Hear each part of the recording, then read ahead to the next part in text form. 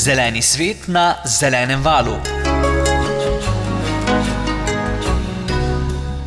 Danes bomo govorili o aroniji, starih in novejših odpornih sortah jablan. Z nami v studiu je Davor Špehar, strokovnjak z vrtnarskega spletnega portala Zeleni svet. Pozdravljeni. Lep pozdrav. Gospod Davor, predlagam, da najin pogovor začnemo z vse bolj priljubljeno aronijo. Za vse, ki jo ne poznajo, naj povemo, da jo uvrščamo med jagodičevje.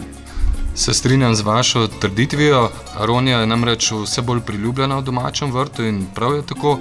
S tem dejansko podpiramo samooskrbo s sadjem v domačem gospodinjstvu. Če se lahko tako izrazim, sadni vrt je praviloma pod okriljem moške roke in prav te roke bodo verjetno po tej oddaji tudi posadile to rastlino.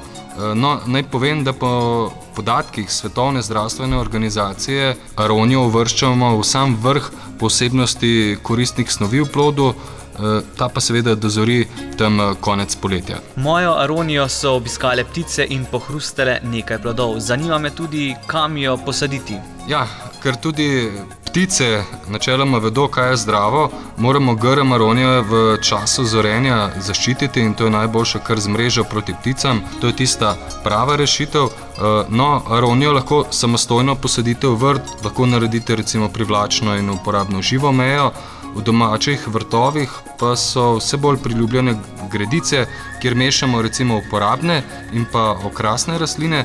Tako lahko aronijo recimo kombiniramo tudi v okrasnem delu vrta s trajnicami, čebulnicami, drugimi grmovnicami, navsezadnje tudi enoletnicami in zraven seveda uživamo še zdrave plodove.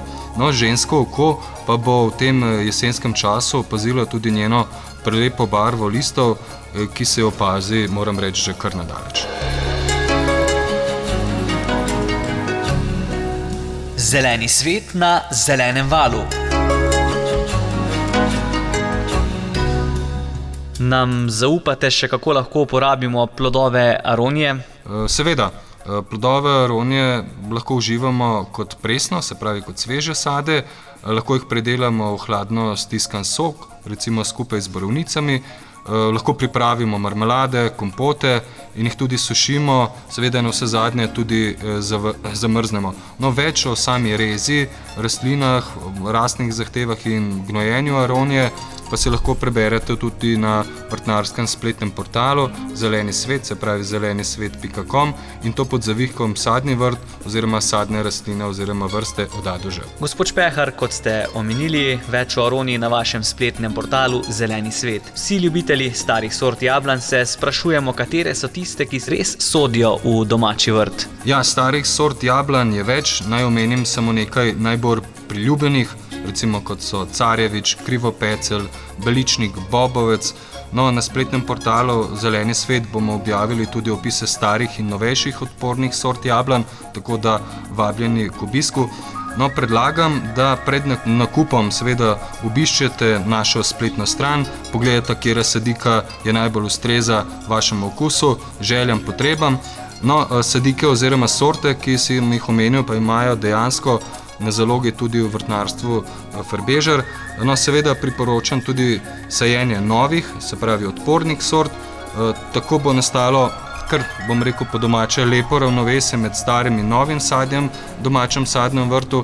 No, kot za nalašč pa imamo tudi dve odporni sorti jablan, to sta sorta Merkur in Topas in to bo pravzaprav tista prava izbira. Omenili ste, da je priporočljivo saditi tudi novejše odporne sorte jablan. Če se ne motim, Topas in Merkur. Pa začnimo z manj poznano sorto jablane, Merkur. Ja, sorto jablane Merkur uvrščamo med novejše sorte, ki je nastala dejansko s križanjem odpornih sort Topas in Rajka. No, če sta njuna starša odporna, to velja seveda tudi za sorto Merkur.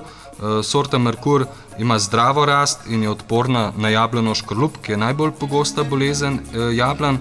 No, seveda, odporna pa je tudi na drugo najbolj pogosto bolezen jablan, to je jablanova papelovka. No, ne omenim, da sorta Merkur zaori v prvi dekadi septembra, ima redno, tudi dobro rodnost, kar je dejansko vsekakor dobrodošlo. To pomeni, da ne rodi izmenično, tako kot nekatere starejše sorte jablan. No, v domačih shrambah pa se plod sorte Merkur ohrani tam do meseca marca. Kdor pa bo ugriznil in dočakal tudi plod, pa ga bo ta razvajal seveda sladko-kislim okusom. Odporno jablano sorte Merkur smo spoznali, kaj pa je njena sorodna sorta Topaz? No, sorta Topaz je v Sloveniji prisotna že vrsto let, nekateri jo že imajo v domačem vrtu.